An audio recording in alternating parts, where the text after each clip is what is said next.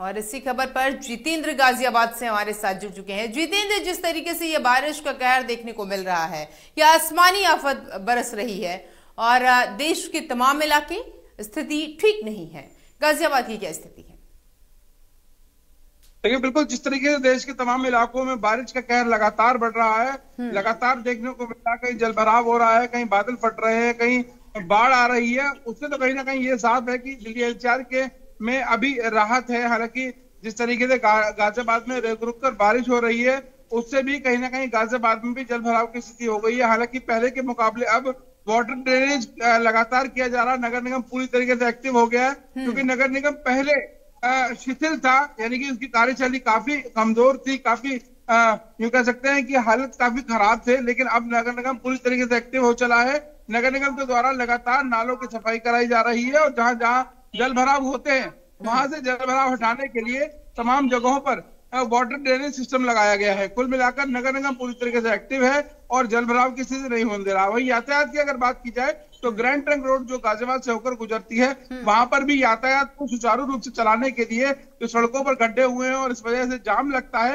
उसको ठीक करने के लिए सड़क ठीक करी जा रही है। और या सिर्फ सड़क के साथ साथ यातायात विभाग भी पूरी तरीके से एक्टिव है, क्योंकि एडीसीपी सचिदानंद ने साफ कर दिया है कि अब जीटी रोड पर कोई भी जाम न लगे, उसको लेकर वहां से जो सड़क के आसपास जो ठेली पटरी होती है उसको तो हटाया ही गया। साथ ही साथ बारिश की वजह से कहीं ना कहीं कोई ना कोई परेशानी जरूर होती है और इस परेशानी से निपटने के लिए यातायात विभाग पूरी तरीके से तैयार है, नगर निगम पूरी तरीके से तैयार है। यानी गाजियाबाद में अब बारिश को लेकर, जलभराव को लेकर पूरी तरीके से प्रशासन कमर कसे हुए है। जी जितेंद्र, अगर बात करें, अभी आप भी साझा कर रहे थे कि अब जो है वो पूरी तरीके से गाजियाबाद तैयार है, लेकिन इससे पहले की स्थिति क्या थी? जो तस्वीरें निकल के सामने आई थी, जिस तरीके से हम लोगों ने देखा था कि सड़क पूरी तरीके से सैलाब होती हुई बन रही है और इसी के साथ लोगों को तमाम समस्याओं का सामना करना, तो ये पहले जागरूक क्यों नहीं होते? जब ऐसी स्थिति हो जाती है तब ये बाद में जागरूक क्यों होते?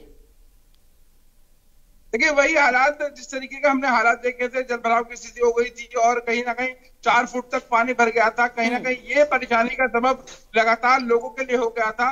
बारिश कहीं ना कहीं जो लोगों को राहत दे रही थी, गर्मी से राहत दे रही थी, वही परेशानी लगातार लोगों के लिए बढ़ गई थी।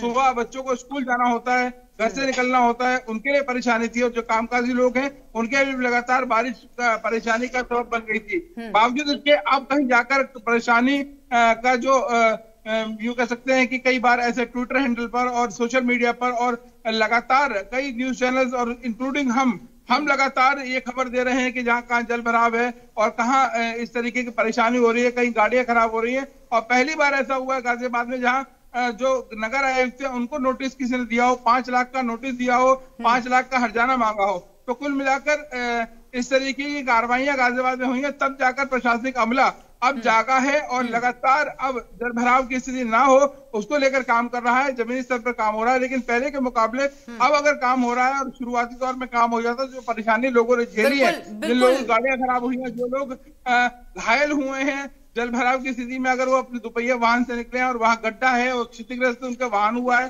साथ साथ वो भी घायल हुए हैं, वो दयनीय हालत गाजियाबाद की हमने देखी है, अपने दर्शकों को दिखाई है। लेकिन वो अगर नगर निगम विभाग पहले ही जाग जाता तो इतनी हालात जो पहले खराब हुए थे वो ना होते। हालांकि अब नगर निगम पूरी तरीके से एक्टिव हो गया है, जलभराव की स्थिति को पूरी तरीके से खत्म किया जा रहा है। लेकिन बिल्कुल जितेंद्र, और स्थिति जिस तरीके से थी, अगर पहले ही इस पर ध्यान दे दिया जाता, प्रशासन ध्यान दे देता, नगर निगम ध्यान देता, तो शायद वो समस्याएं ना होती। बहुत बहुत शुक्रिया जितेंद्र आपका हमारे साथ जुड़ने के लिए और तमाम जानकारी साझा करने के। तो देश के तमाम इलाके